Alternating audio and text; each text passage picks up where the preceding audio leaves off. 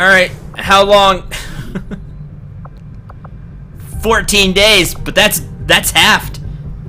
So it's really 28.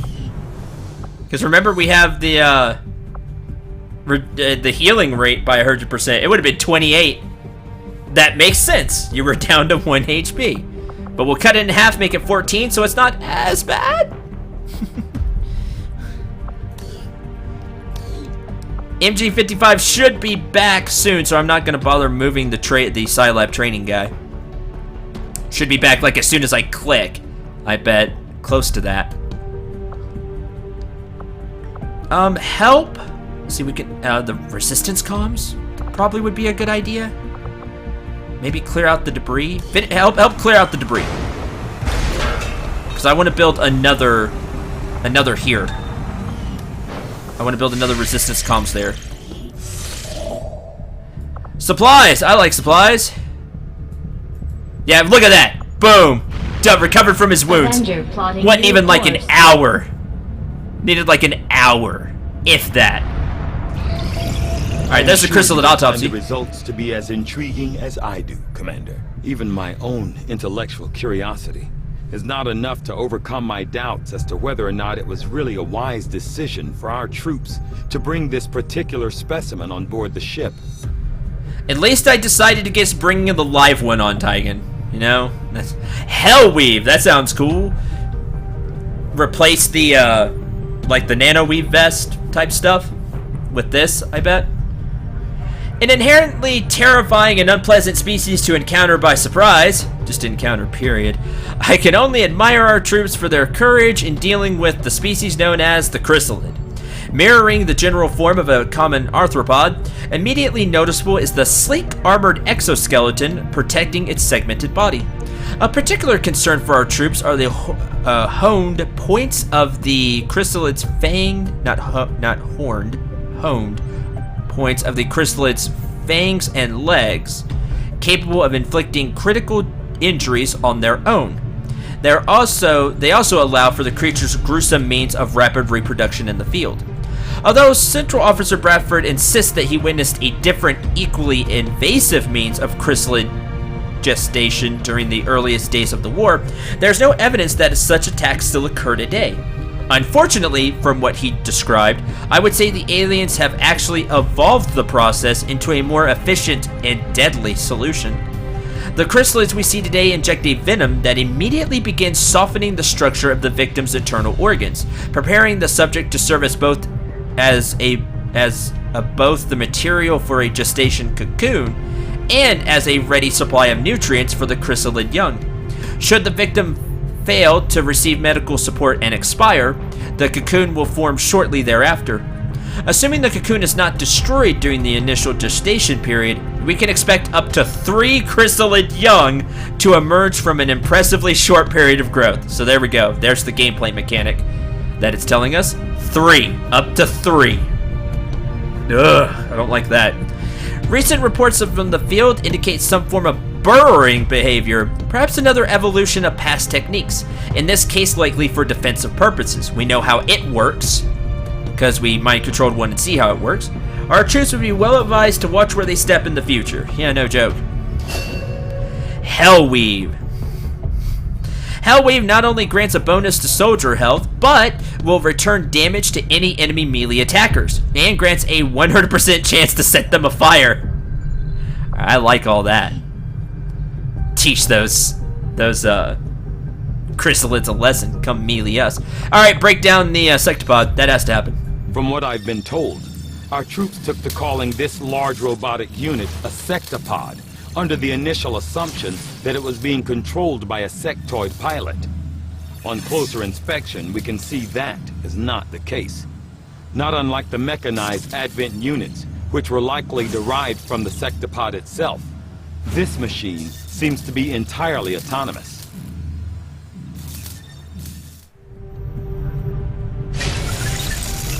So there's that.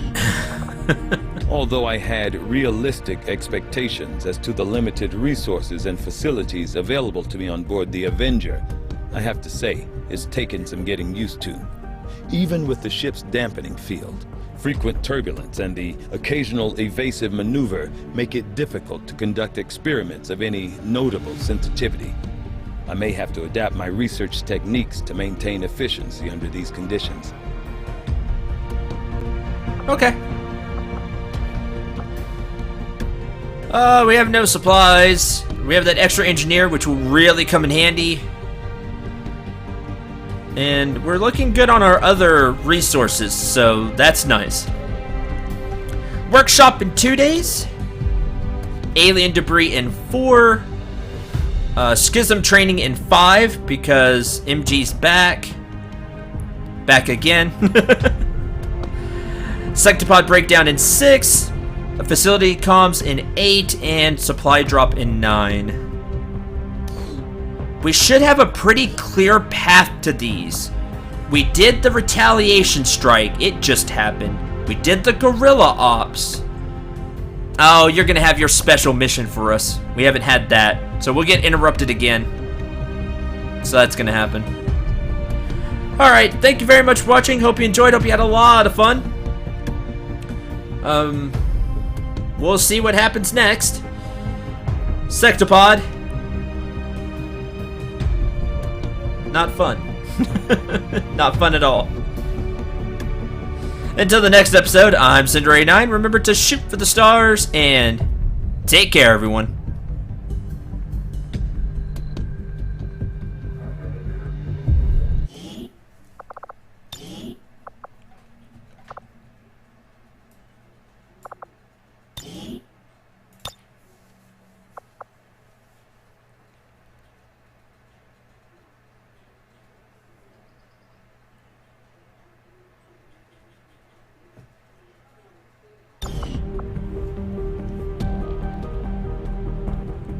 Hi everyone, Cendril here. Welcome back to XCOM 2, as we probably pretty quickly get interrupted by a transmission. I predict that. Workshop. Thanks, Commander. The new workshop will do just fine. Okay, new staff slot available, Gremlins as remote engineers. So I want to see how this works.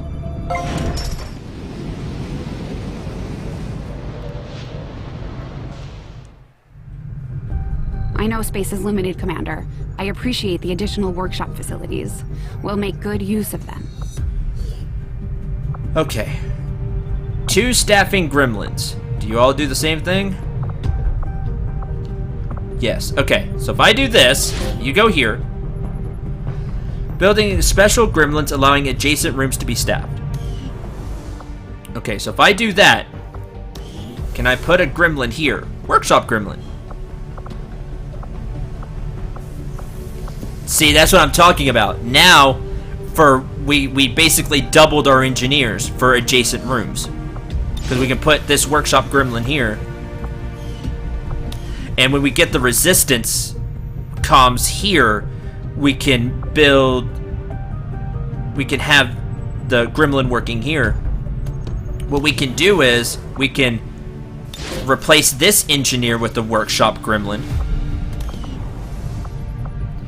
And we'll upgrade the workshop to put another engineer and get 2 more gremlins, which can staff the resistance comms. That worked out exactly how I wanted it to. Really pleased by that. And that will have all of these rooms staffed by 2 engineers, which lets our other engineers go and do stuff. Like be here at the Advanced Warfare Center, reducing proving ground times, which, by the way,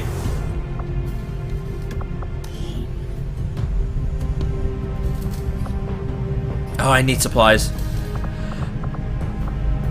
I want another war suit for Deathball for when I take both of them along.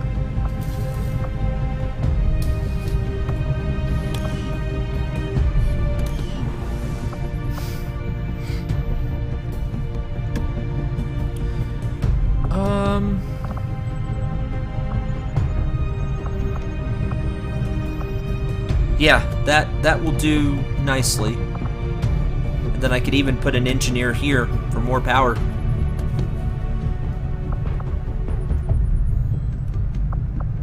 Okay. Yeah. Now let's do that. That'll work.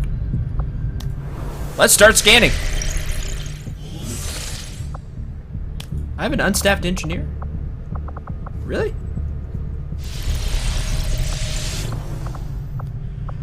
Commander, I appreciate you recruiting new staff for the engineering team, but as it stands, we have people still waiting for an assignment. Yeah, I got it. We can have them working on construction, excavation, or staffing a facility. Did it.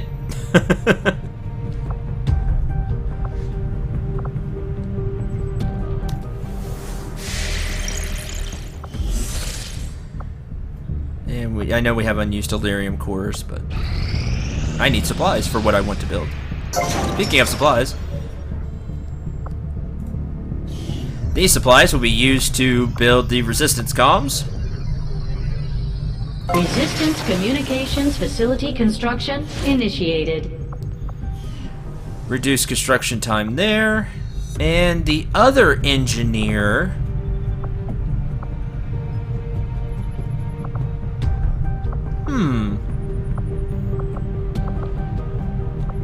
Can't do much until the resistance comms are done.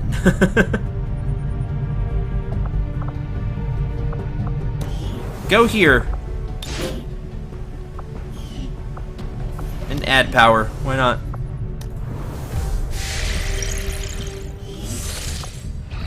Continue. Resistance communications facility now operational. Yay. Go there. That gives us the resistance communications we've been needing. Okay. Doing okay now. Let's...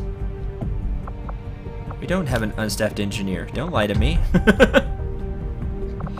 This can still be upgraded and we can put an engineer there. This can still be upgraded. We can put an engineer there. This will be done. We take this engineer, put them here in the workshop, send the 2 gremlins over to this resistance comms after we upgrade it, and then we'll have contacts. We'll be able to make quite a few contacts. Yeah.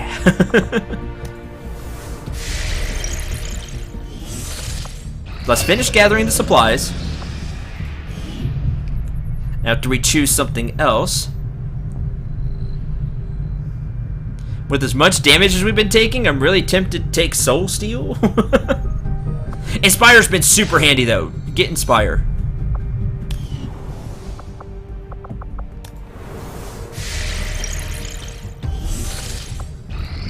Strategic resource located. Good. We got those supplies. Next, we need to get down here for this stuff. Make contact with New Indonesia. 30 intel, that's fine. Setting course for the Indonesian zone.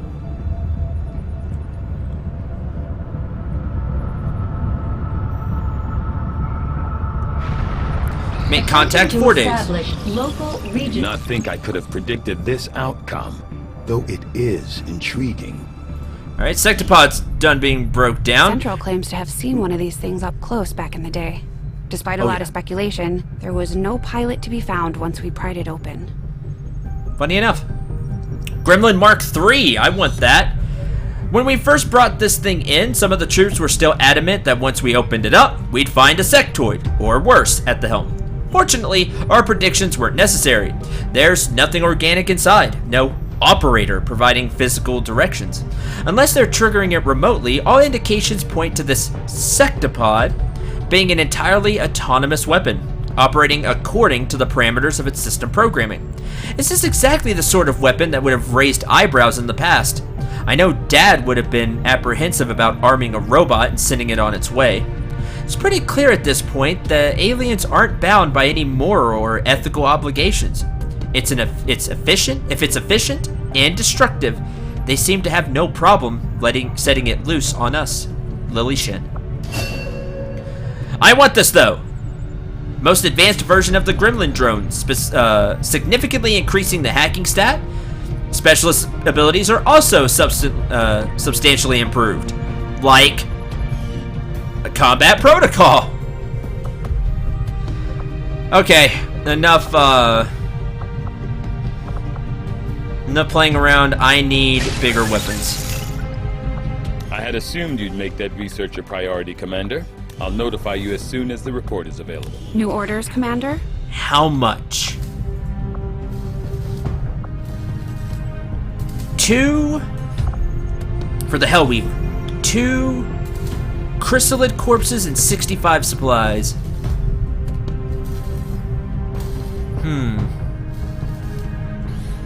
Interesting.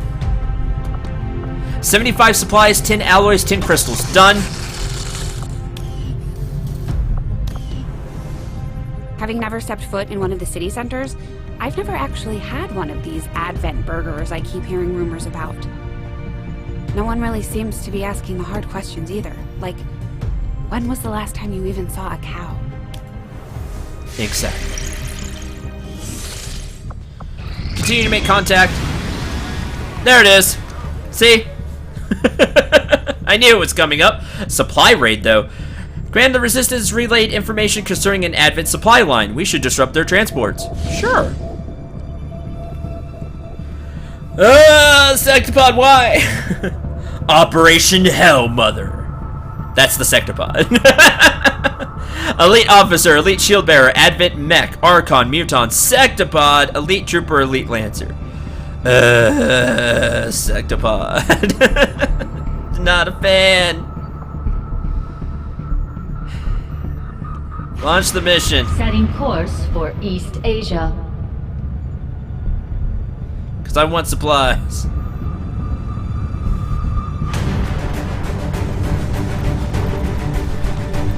No joke. Very difficult. Alright, as much as I like the flamethrower, and that was a really cool way to start, I would much rather have the blaster launcher. But we don't have another one, so...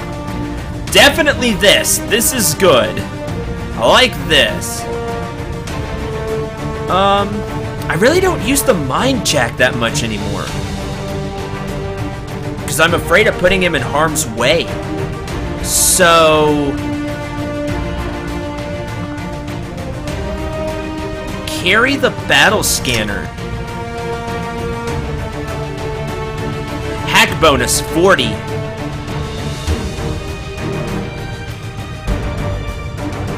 That's cool. Magnetic rifle. I would upgrade the rifles if I could, if I had the money, but I don't.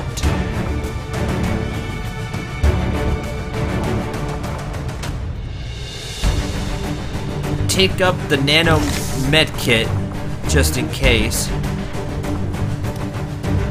And get us some plasma rifles, that'd be nice.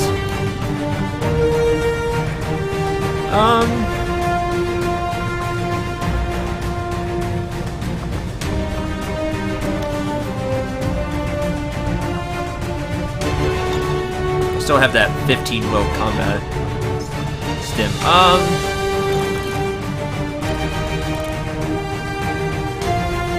I do like that.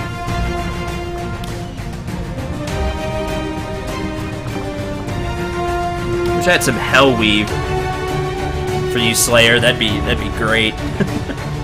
So I want to know, were you getting the acid burn? I just ended the mission in time, or no? The hazmat vest makes you immune to acid.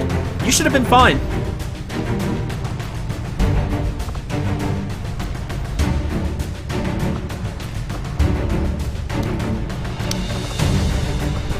Not what I wanted to do.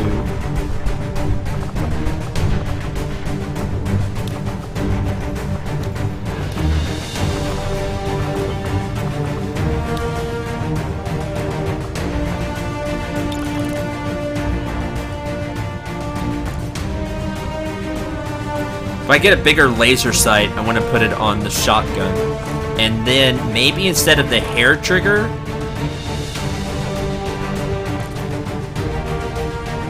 give superior stock and do, well, you're going to be close anyway. Maybe expanded mag, because we're going to be using the double shot a lot. because we're using the double shot a lot, maybe advanced repeater, get a chance just to insta-kill, but it does a lot of damage, so I don't think that's the way to go with it.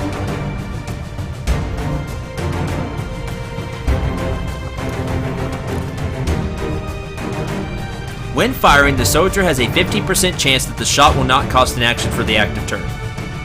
My question is, do I get a double chance of it not having cost an action if I double shot? That'd be interesting.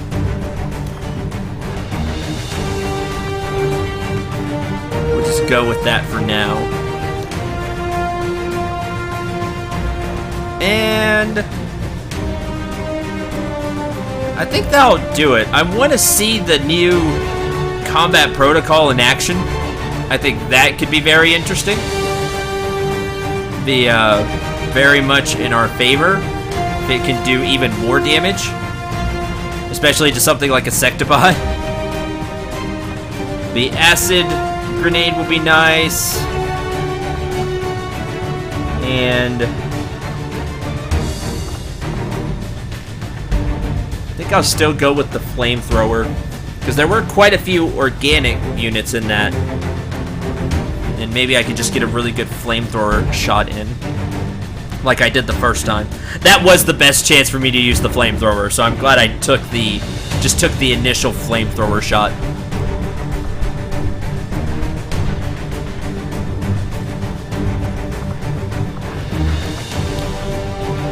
Because wounded for 7 days. Yep. As much as I would like to take Dark Fox or Shadow or have an actual sniper.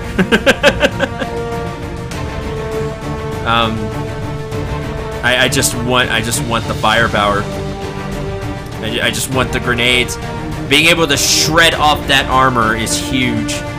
Huge to me.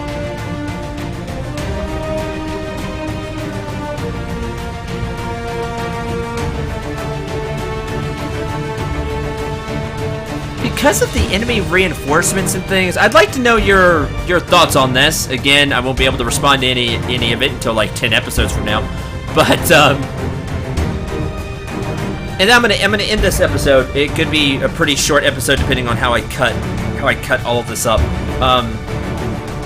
But something I want to ask is, what do you think of the sniper class in this XCOM? The actual sniper, not the gunslinger like I took Mills.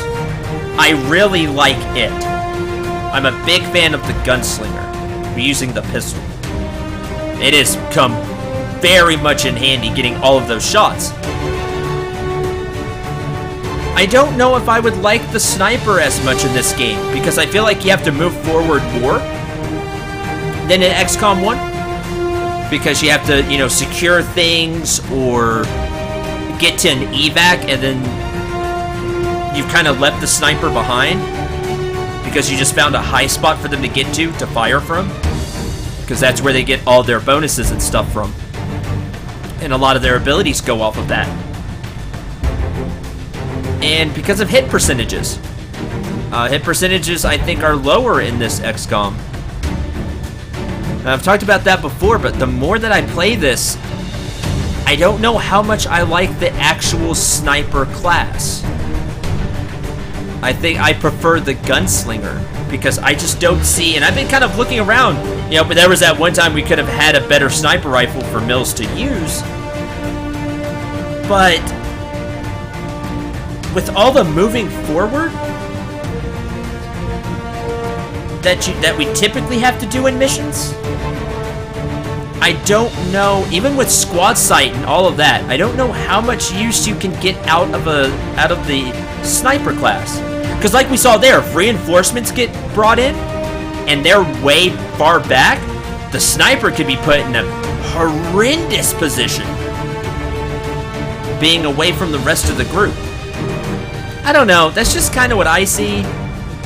Because I loved this, and let me give you some context. I loved the sniper class to death in XCOM 1. It saved me in my LP of XCOM Enemy Within, my fabulous snipers, more times than I can count. had some great moments with our sniper. I don't think it plays as well in XCOM 2. That's just my analysis. Maybe I'm wrong. Maybe I just didn't use it enough. And actually using it is different than me analyzing it. Like, it would feel different if I actually used it than just kind of sitting back and analyzing how it would all go. But that's my opinion. I'm not saying it's bad. I'm not saying it's a bad class, because I could still see a lot of use for the sniper set of the tree, for sure, with the powerful sniper rifle. I don't know if you get as much out of it in this one. Sure, I have to shred armor before the pistol can do real damage, but it's just the fact so many times we've been on the cusp of an enemy dying, but not quite, and then Mills can just run cleanup, click, click, click, and then there's like 3 enemies dead because they all had just a little bit of health left. And there's something very, very precious about that. Finishing those enemies off, that way they don't get a turn to fire or anything. So, I don't know, that's just me. I'm sure there are plenty of you that actually use the sniper set of the tree and tell me it's fantastic, and I don't doubt you. I'm sure it's great. My analysis just is, I don't think it's as good as it was in XCOM 1. The XCOM 1 snipers were downright vicious, especially after you upgrade them and everything. They were awesome, and I don't know if that translates. I don't think it translates completely to this XCOM. Anyway, that's gonna do it for this episode. Thank you very much for watching. I hope you enjoyed. Hope you had a lot of fun. Like I said, I don't know how long this episode is gonna be. It just depends on how I cut this up, editing wise. Because some could maybe a little longer, some may be shorter, just depending on how it goes. But I'll go ahead and launch the mission, and I'll take this setup. Again, because of the sectopod, I want the Grenadiers are really good. I kind of wish I took Desk down down that tree. We're in the pipe. 5x5. I can change that now that I think about it. Right in the advanced center. I wonder how long that takes. I'd like to take some of his heavy gunner stuff, even though it's cool, but switch it over to demolitions to make the grenades better, because I like the grenades. I love shredding off the armor, hitting multiple enemies at once. I think it's huge. I think the heavy gunner side of the tree is a bit underwhelming. Again, that's just my opinion, and I'm actually using the heavy gunner side. I like the Hell of Bullets. Hell of Bullets is cool. It's sad it has a cooldown, but I like the fact that it's a guaranteed hit. I do like that, even if it does take 3 bullets. To an Advent transport they managed to disable when 3 it ammo. passed through as part of a larger convoy. Advent security forces are already moving to gather their assets, but we've got a shot at finding something valuable here. We'll have to secure the area, recover the gear, and eliminate any enemy resistance. So we'll try to do that. We'll try not to blow up too much of it, because you know I'm going to be firing off some grenades. That's going to happen. We'll try not to blow up a lot of it. We'll try. But the heavy gunner stuff, like chain shot, it's not the same as rapid fire. Rapid fire is much more superior. Yeah, start continue. Menace 1-5. The disabled Advent convoy is just ahead. Engage and eliminate all hostile forces.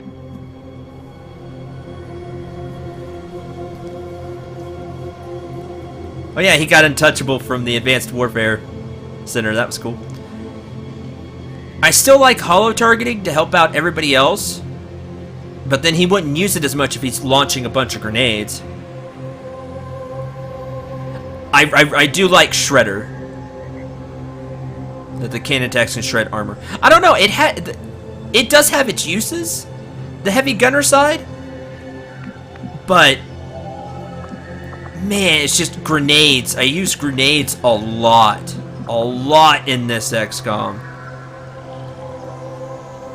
Avoid destroying critical supplies. Good luck to us on that one.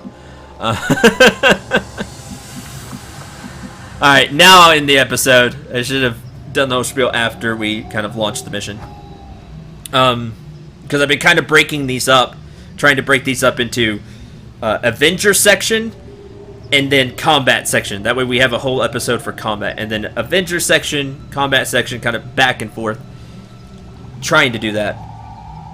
Sometimes it doesn't work out quite that way because missions pop up frequently. Anyway, thanks for watching.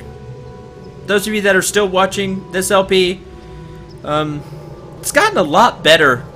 It's sad though, people that are gonna see like the first couple of episodes and be like, "Oh, this is terrible. Look at this garbage. It must be a terrible channel. I mean, look at how the screen is and everything." And then it persists for like 20 episodes. We know that. All the, slowdown and stuff. And it's gotten a lot better. The patch did help for sure. There's no denying that. It helped a lot. The hotfix helped quite a bit. And then the recent patch definitely helped out a lot. But it's sad because I think people won't give this a chance. And I kind of talk bad about XCOM 2 quite a bit. So... which I think is deserved for the way it launched. It should have launched in this state, the state it is now, not the state it was. And I won't back down from that because I think that's become a bad trend in AAA games. That you get a product that's not fully completed, and then they just patch it later. And I know there's a business side to that. Please don't get all angry. I know there's business and money and all of that. But I don't think from a gamer standpoint, for me sitting here as a content creator, as a gamer, I don't think it's becoming a bad trend that they just put out a game. No, it may not be completely finished, but we can always patch it later. And they do. They patch it later most of the time. And everything's fixed. The game runs smooth on my computer now, for the most part, except when we're in the Sky Ranger.